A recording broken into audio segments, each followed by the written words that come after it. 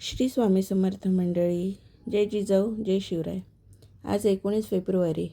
आज आपल्या राजांचा जन्मोत्सव आणि आम्ही पण निघालो आहे माझ्या छोट्याशा शिवभक्ताला घेऊन महाराजांचं स्मारकाच्या इथे, जे माझ्या घरापासून 5 ते 10 मिनटाच्या अंतरावर आहे.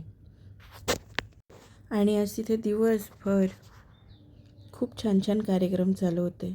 बऱ्याच शाळांनी पण भाग घेतला होता आणि तिथेच भरपूर सारे छोटे मोठे शिवभक्त आलेले होते आणि खूप छान कार्यक्रम चालू होते.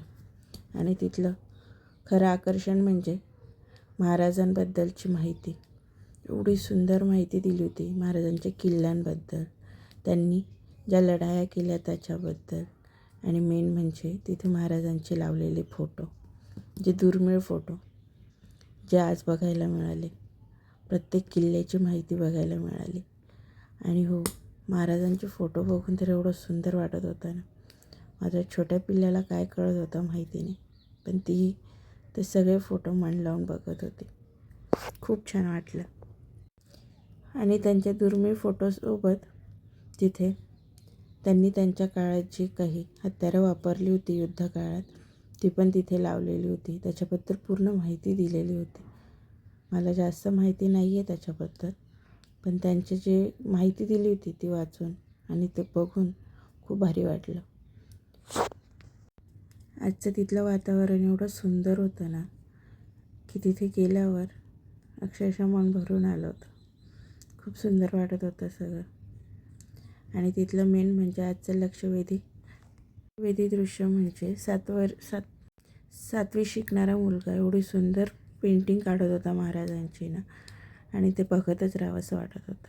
आणि तिथे डेकोरेशन केलं होतं आपलं महाराष्ट्राचं पूर्ण. खूप सुंदर वातावरण होतं.